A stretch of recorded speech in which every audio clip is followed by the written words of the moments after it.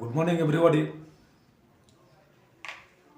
इससे पहले आप सबकी इफेक्टिव सुपरविजन के बारे में जानकारी दी थी। तो एक लीडर की जो प्रभावी देखभाल के तरीके, इसके बारे में थोड़ा बहुत जानकारी दिया था।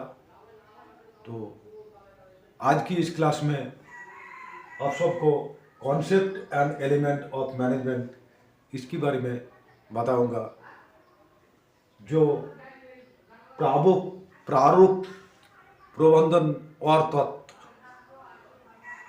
एक लीडर के लिए कैसे कोई भी टारगेट या मिशन मुद्दा, कोई काम मिलने से पहले उसको कैसे उसको मैनेज किया जाता है, उसके बारे में जानकारी देंगे। तो शुरू करने से पहले आप सबसे ये विनती है कि हमारे लीडरशिप और मोटिवेशन का जो अभी क्लास चल रहा है, इसमें आप सबको अच्छा लगेगा तो please subscribe, share, like, comment कीजिएगा। तो चलिए शुरू करते हैं। तो आज का है concept and element of management, मतलब प्रारूप प्रबंधन और तत्व। तो इसके बारे में थोड़ा बहुत जानकारी देंगे। मैनेजमेंट एक कला है जिन्हें प्राप्त साधनों को उपलब्ध साधन को जब हमें मिलता है, उसका उत्तम या सबसे अच्छा प्रयोग करके टास्क मिशन को पूरा किया जाता है। आजकल मैनेजमेंट विभिन्न विचार और स्किल का एक जरूरी या आवश्यक विषय बन गया है। जैसे जैसे ऑफलाइन था, फिर अभी ऑनलाइन आ गया, ऐसे डिजिटल रिसोर्स आ गया, जिससे मैनेजमेंट का एक बहुत अहम मुद्दा बन गया। तो एक लीडर होने के नाते उनको यही जिम्मेदारी है जो अच्छी से अच्छी मैनेजमेंट करके किसी भी टास्क या मिशन मुद्दा को जब मिल जाता है तो उसी तरह उसी हिसाब से उपलब्ध सामान को प्रयोग करके किसी भी टास्क को सर्वोत्तम और ऊंचे या सबसे अच्छे दर्जे के किया जा सकता है। तो इसलिए इसके बारे में थोड़ा बहुत हम जानकारी देंगे। तो ये बोर्ड से पहले आपसे सबसे इतना इंट्रोडक्शन हो गया। फिर हमें कोई टास्क या कार्य जब किसी भी ऑर्गेनाइजेशन में, चाहे बिजनेस क्षेत्र, चाहे इंडस्ट्रियल हो गया, चाहे कॉर्पोरेट हो गया, चाहे हमारा सेना क्यों नहीं हो गया, कहीं भी किसी भी ऑर्गेनाइजेशन में ये एक तरह से आप कॉन्स्टेंट बोल सकते हैं। अगर इसी हिसाब से चलेगा तो उसी सामान से वैसे उपलब्ध प्राप्त किए हुए सामान को, औजार को व्यवहार करके हम सर्वोत्तम सबसे अच्छा फीडबैक ले सकते हैं या काम हासिल कर सकते हैं या जीत हासिल कर सकते हैं। तो सबसे पहले क्या हो गया, आपका इनपुट जो भी आएगा, तो इसी के चलते आपको मैनेजमेंट के सिद्धांत के बारे में बताऊंगा। जैसे कि काम करते करते या किसी कार्यों को करते करते उनका जो रुकावट या बाधा है या किसी तरह उसका डेवलप कोई भी चीज़ एक आ जाता है, फिर ऊंच नीच आ जाता है, और उसको बैलेंस या संतुलन रखने के लिए एक logical approaching, decision making and problem solving एक संतुलन आ जाता है। उसी संतुलन में जब काम को अच्छी तरीके से चल जाता है तो एक सिद्धांत में परिणत होता है। तो उसी सिद्धांत के बारे में थोड़ा बहुत आपको जानकारी देंगे। तो उससे पहले हम जब कोई काम शुरू करेंगे तो शुरू करने के से पहले हमको क्या मिलेगा, रिसोर्स। तो ये रिसोर्स के बारे में बता रहा हूँ। सबसे पहले रिसोर्स क्या है, मैन पावर या मानविक शक्ति। मैन पावर, कोई भी किसी भी काम, हम किसी भी ऑर्गेनाइजेशन में काम जब करने जाएंगे तो सबसे बड़ी एक इनपुट में आ जाता है हमारा मैन पावर, मानव शक्ति, जिसको लेके हम विभिन्न ऑर्गेनाइजेशन का काम कर सकते हैं। तो मैन पावर एक बहुत ज़रूरी है। फिर दूसरा क्या आ गया, मानव शक्ति की बात, इक्विपमेंट या साजो सामान। जब भी हमें मैन पावर मिल गया तो उसी मैन पावर के द्वारा साजो सामान को यूज करना है या प्राप्त साजो सामान को कैसे यूज करना है और उससे काम लेना है। तो हमें अलग अलग ऑर्गेनाइजेशन का अलग अलग इक्विपमेंट होता है, उसी हिसाब से इक्विपमेंट हमें ज़रूरी है। फिर तीसरा आ गया आपका टाइम। जब भी हमें मैन पावर मिल गया और इक्विपमेंट मिल गया तो एक समय के अनुसार, ये नहीं कि अनंत काल से काम चल आ रहा है चलेंगे, ऐसे नहीं, उसका एक लिमिट रहता है। तो उसी समय के अंदर उस काम को पूरा किया जाता है। तो एक समय भी बहुत जरूरी मेंटेन करने का, उस ऑर्गेनाइजेशन का काम करने के लिए। फिर आपका आ गया स्पेस। जब भी हम किसी कोई भी ऑर्गेनाइजेशन में की काम करेंगे तो हम मानव शक्ति के साथ साथ साजो सामान के साथ एक समय तय किया गया या स्तर तय किया गया, उनके साथ हमें क्या चाहिए, एक जगह की ज़रूरत होती है, स्पेस की ज़रूरत होती है।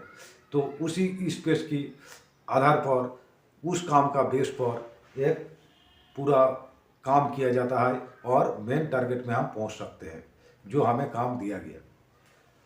तो अभी इससे पहले आपको प्रिंसिपल की या सिद्धांत के बारे में बता रहा था।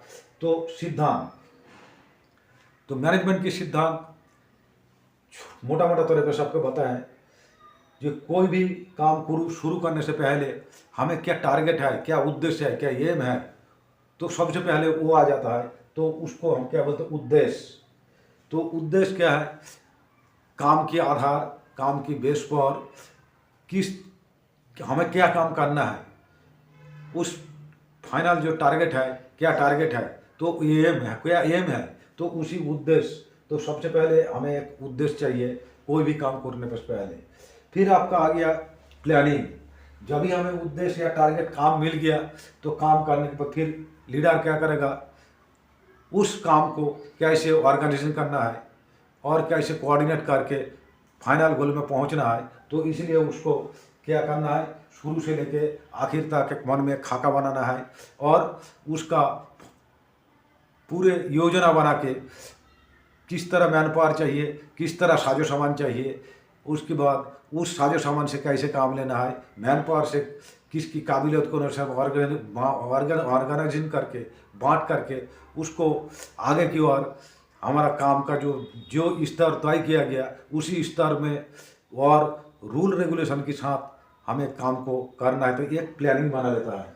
इस प्लानिंग के साथ साथ एक अल्टरनेटिव प्लानिंग भी रखता है। अगर काम करते समय अगर कोई रुकावट या बाधा आई तो फाइनल गोल को कांस्टेंट रख के फिर रास्ता थोड़ा दूसरे तरीके अल्टरनेटिव प्लान चुन के वो काम किया जा सकता है। तो ये प्लानिंग। फिर आपका आ गया काम की बांटवारा। जब भी वो प्लानिंग कर लिया, योजना बना लिया, बनाने के बाद उसको काम की बांटवारा काबिलियत के अनुसार जो है कि या सबऑर्डिनेट की काबिलियत के अनुसार कौन किस काम में माहिर है तो उस ऑर्गेनाइजेशन के लिए उसी हिसाब से वो मैन पावर को बांटेगा। फिर आपका आ गया अधिकार और जिम्मेदारी। अधिकार और जिम्मेदारी, जैसे कि काम करते करते उसका एक्सपीरियंस के अनुसार उनका रिस्पॉन्सिबिलिटी भी बढ़ जाता है और जैसे जैसे उसका प्रमोशन भी हो जाता है तो उसका जिम्मेदारी भी और बढ़ जाता है। तो इसीलिए सबऑर्डिनेट की काबिलियत पर उसका ये चीज़ ध्यान में रखता है। फिर आपका आ गया डिसिप्लिन। डिसिप्लिन हम हर एक क्लास में बताता हूँ, जो अनुशासन ही जीवन है। अगर अनुशासन ना हो तो जीवन का कोई मूल्यांकन नहीं है। तो अनुशासन के साथ जब भी हम किसी ऑर्गेनाइजेशन में काम करेंगे या किसी भी ऑर्गेनाइजेशन में अपना टारगेट पर पहुंचेंगे तो उसकी एसओपी या रूल रेगुलेशन के अनुसार काम करेंगे। लेकिन मानव सेल्फ डिसिप्लिन की आदि ज़्यादा नहीं होता है, वो एनफोर्स डिसिप्लिन की और ज़्यादा प्रभावित होता है। तो इसीलिए एसओपी बनाया जाता है और एसओपी के अनुसार साजो सामान का व्यवहार और कैसे काम करना है, ये सारी चीज़ ध्यान में रखना चाहिए। तो ये लीडर की प्रति एक कर्तव्य है यार। ये जो मैनेजमेंट का सिद्धांत, ये आपको मोटा तौर पे बता रहा हूँ। फिर आपका यूनिट आ गया, यूनिट ऑफ कमांड। जब भी एक ही आदेश की एक रूपता, जब भी लीडर को एक ही जगह से एक ही सुपीरियर से आदेश मिलता है तो वो काम करने बड़ा आसान होता है। लेकिन अगर 2-3 लीडर से या और कहीं से ऐसे उसको आदेश मिलता है तो उस काम को करना बड़ा मुश्किल होता है। तो इसीलिए हमेशा उस ऑर्गेनाइजेशन में, उस यूनिट में या उस सेक्शन जहाँ काम कर रहा है, एजुकेशन, बिजनेस, कॉरपोरेट, इंडस्ट्रियल, सेना, कहीं भी किसी भी ऑर्गेनाइजेशन में, तो उसका जो चेन ऑफ कमांड का इस्तेमाल होना बहुत ज़रूरी है, ताकि एक ही जगह से उसको आदेश आए और उसी हिसाब से काम चलते रहे। फिर आपका आ गया दिशा में एकता। दिशा में एकता, जैसे कि अलग अलग सेक्शन का जब काम बांट दिया, तो बांटने के बाद सबका काम अलग है और किसी किसी का काम करने का ढंग तरीका अलग है, पर उनका जो फाइनल गोल है उस ऑर्गेनाइजेशन के लिए जहाँ काम कर रहा है, उसका फाइनल गोल एक ही रहता है। तो सबकी दिशा एक केंद्रित होता है, दिशा में एकता ये होना चाहिए। फिर बोला गया ऑर्गेनाइजेशन का इंटरेस्ट, इंडिविजुअल इंटरेस्ट लेने से पहले, ये सबसे बड़ी अहम चीज़ है। जब भी एक लीडर काम करेगा तो लीडर उसकी सबऑर्डिनेट की ये भी अवगत कराएगा जे काम करने से ऑर्गेनाइजेशन का इंटरेस्ट इंडिविजुअल इंटरेस्ट से पहले। कहने का मतलब जो ऑर्गेनाइजेशन का काम है उसको हम सबसे पहले प्रायोरिटी देंगे, उसके बाद अपना जो इंडिविजुअल का वेलफेयर वो देखेंगे। तो ये सबसे बड़ी एक अहम चीज़ है। इसी तरह से अगर उसका टीम काम करेगा, जो पहले ऑर्गेनाइजेशन का काम, उसके बाद हमारा, अगर किसी को 2 दिन छुट्टी जाना है या किसी काम में जाना है लेकिन थोड़ा काम ऑर्गेनाइजेशन का रुक गया, नहीं, उस ऑर्गेनाइजेशन का काम उसको पूरा करे, पूरा करने के बाद वो अपना वेलफेयर सोचे। तो इसी अगर मनोभाव रहेगा तो उस ऑर्गेनाइजेशन का, उस सेक्शन का काम और ऊंचे स्तर का होगा और बेहतर होगा। तो इसीलिए ये बहुत बड़ी एक पॉइंट है ये मैनेजमेंट की सिद्धांत का। फिर आपका आ गया कार्यों में प्रशंसा और इनाम। जब भी कार्य पूरा किया जाता है और अच्छा काम करता है तो उसका एक्सपीरियंस में ही पता चल जाता है काम के दौरान, तो उसको इंडिविजुअल या सामग्रिक भाव उसका प्रशंसा देना चाहिए। और जो गलती करता है तो 1-2 बार सीख की तरह पर छोड़ देना चाहिए। बाद में फिर दोबारा गलती करता है तो उसको पनिशमेंट भी दे सकता है। तो ये होता है एक सिद्धांत के अंदर भी ये आ जाता है, मैनेजमेंट की सिद्धांत के अंदर। फिर आपका आ गया समानता। लीडर के ये भी एक कर्तव्य है, जो समानता, जैसे सबके साथ कोई भाईबंदी ना करे या ऊंच नीच भेदभाव करने से क्या है, सबऑर्डिनेट का मोरल डाउन हो जाता है। इसीलिए सबको एक समान देखने से सबकी मनोबल ऊंचा दर्जा का रहता है। तो समानता भी बहुत जरूरी है। फिर स्थिरता ये भी एक मैनेजमेंट का सिद्धांत में आ जाता है। अगर किसी को ऑर्गेनाइजेशन में कोई काम कर रहा है, अच्छा काम कर रहा है, अगर उसको बार बार बदली करने से उस काम के प्रति उसको इंटरेस्ट कम हो जाता है। तो इसीलिए ये भी एक जरूरी है, जो जिस समय जो काम कर रहा है तो उसी काम को सुचारू रूप से चलने से और उसकी एक्सपीरियंस के अनुसार ज़्यादातर वहाँ उसको रखना बहुत ज़रूरी है, जब तक वो काम चलेगा तब तक। फिर आपका आ गया इनिशिएटिव या पहल करना। ये भी एक बड़ी एक मैनेजमेंट के सिद्धांत में आ जाता है। जैसे कि कोई सुपीरियर के बिना आदेश के अगर ऑर्गेनाइजेशन हित में कोई भी डिसीजन लेके उस काम को पूरा किया तो उसको हम क्या बोलते हैं, पहल करना या इनिशिएटिव बोलते हैं। तो इनिशिएटिव भी एक क्रिएटिव थिंकिंग में आ जाता है, ताकि सुपीरियर नहीं है लेकिन काम करते समय कोई रुकावट या कुछ ऐसे कुछ चीज़ आ गया तो वो रास्ता चेंज करके दूसरा रास्ता मोड़ करके वो काम को बेहतर कर दिया, वो भी ऑर्गेनाइजेशन हित में। तो ये अच्छी पहल है। तो इस पहल को मैंने सराहना करने का एक मैनेजमेंट के सिद्धांत में आ जाता है। फिर हो गया मानवीय अधिकार। मानवीय अधिकार लीडर जो होगा वो एक जब उसका सबऑर्डिनेट उसको ऑर्गेनाइजेशन में जो जो लोग काम करेगा उनकी देखभाल, उनका ऐसे मतलब उनके प्रति जो मानवीय अधिकार होना चाहिए, देखभाल, उनका सुख सुविधाएं, उसका जो पीछे जो आश्रित काम करता है, आश्रित रहता है उसका इंडिविजुअल सबऑर्डिनेट की, तो उसके लिए भी वेलफेयर, ये सारे चीज़ इस मानवीय अधिकार में आ जाता है। तो ये भी एक मैनेजमेंट की सिद्धांत में आ जाता है। ये सारे जो मैनेजमेंट की सिद्धांत के बारे में मोटा मोटा तौर पे आपको बताया, तो ये भी एक काम करने से ऐसे इसी तरह अगर एक सिद्धांत को फॉलो करके अगर काम करेगा तो उस ऑर्गेनाइजेशन का या उस कॉरपोरेट का, उस इंडस्ट्रियल का, उस चाहे सेक्शन का काम बेहतर होगा, और जो काम कर रहा है उनका भी और जो उसका आश्रित है उनका भी, सबका एक अच्छा प्रक्रिया से अपना जीवन बीतेगा। तो एक मैनेजमेंट की सिद्धांत आपको मोटा तरह पे बताया। तो अभी आपको मैनेजमेंट की क्रियाएं के बारे में थोड़ा बहुत एक चार्ट के बारे में थोड़ा बहुत बताने की कोशिश करूंगा। इसको थोड़ा ध्यान दीजिएगा प्लीज। तो ये मैनेजमेंट की क्रिया है। मैनेजमेंट की क्रिया, तो मैनेजमेंट की क्रिया कुछ है इनपुट।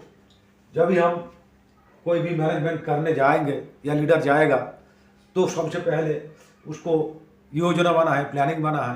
प्लानिंग बनाने के बाद क्या करेगा, तो वो इनपुट, तो इनपुट फाइनल इनपुट में क्या क्या हमें सामान चाहिए, रिसोर्स क्या चाहिए, तो रिसोर्स के बारे में सबसे पहले वो सोचेगा। तो रिसोर्स उसका क्या है, एक हो गया आपका मैन पावर, मानव शक्ति। इससे पहले आपको थोड़ा बहुत रिसोर्स के अंदर बताया था भी। फिर आपका इक्विपमेंट, साजो सामान, जिस सामान से मैन पावर के द्वारा उस काम को करेगा। अलग अलग ऑर्गेनाइजेशन का अलग अलग इक्विपमेंट होगा और उसी हिसाब से उसका औजार या इक्विपमेंट उपलब्ध कराने की, प्राप्त करने का कोशिश करेगा। फिर समय या टाइम, इस मैन पावर के द्वारा इक्विपमेंट की सहायता से जब भी कोई काम करेगा तो उसका एक ड्यूरेशन, एक टाइम भी हो सकता है, इसी टाइम से पूरा करना है, तो उस टाइम को मेंटेन रखेगा और उस समय को ध्यान में रखते हुए उस काम को और उसका तय भी स्तर करेगा। फिर हो गया स्पेस, जगह, और कोई भी काम शुरू करने से एक जगह की भी जरूरत पड़ती है।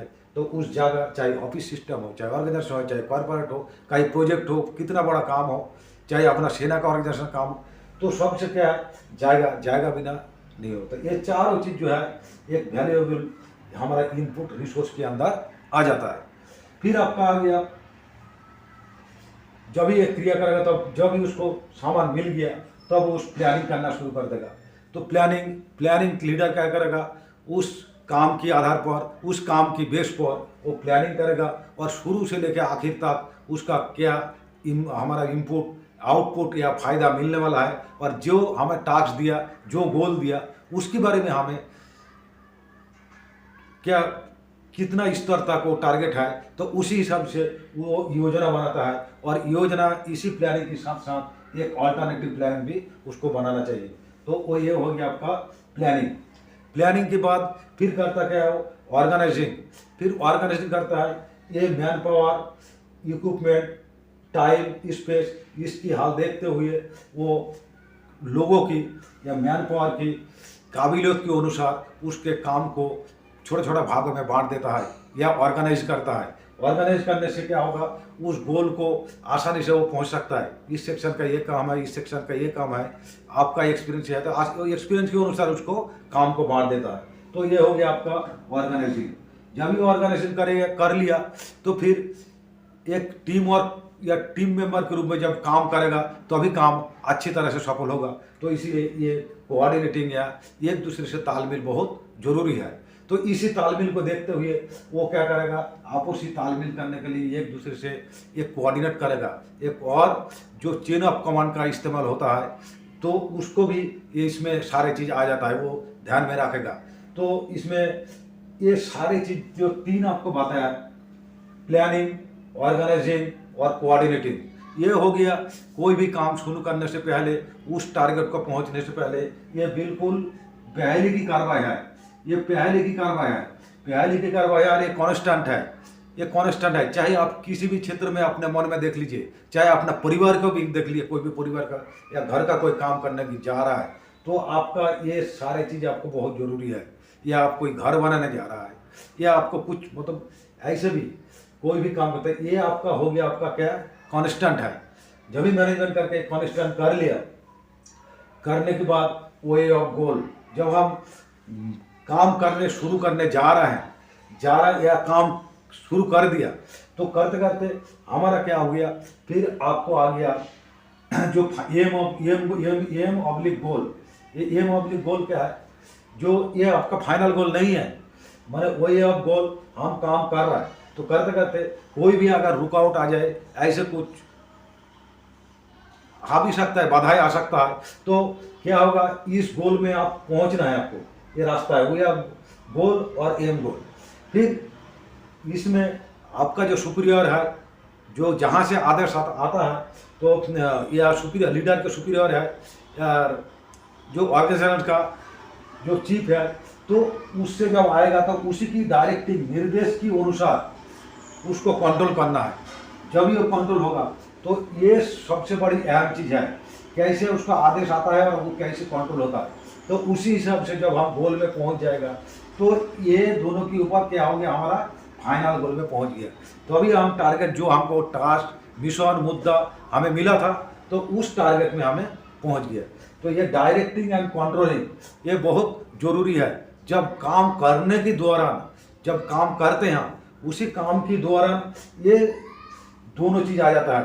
तो ये निर्देशक और कंट्रोल, नियंत्रण, ये सारी चीज़ होता है। तो इसमें क्या है, जब भी काम करेंगे, जब भी उसी स्तर में जो टारगेट दिया गया, गोल दिया गया, उसी गोल के अंदर हम काम करते जाएंगे, तो उस समय क्या होगा, कुछ बाधाएं आती है या कुछ समस्या आती है, या सबऑर्डिनेट का मानसिक हालत ठीक नहीं होता है, या काम करते करते उनका अस्थिरता आ जाता है, तो सारी चीज़ को जब हम एक leader logical approach to decision making and problem solving उसको करके, उसको ऑल्टरनेटिव प्लान करके, या उसको अदला बदली करके, सुख सुविधा करके डायरेक्शन देता है, निर्देश देता है, और उसी से कंट्रोल करके उसकी साजो सामान कहीं मिल नहीं रहा हो और कहीं से लाना हो, यही मतलब ये सारी चीज़ जो आता है, तो वो सबसे पहले सबसे इम्पोर्टेंट चीज़ है ये डायरेक्टिंग एंड कंट्रोलिंग। ये शुरू करने से पहले और शुरू करने के बाद या काम के दौरान जब चलेगा, तब अच्छी से अगर कंट्रोल होगा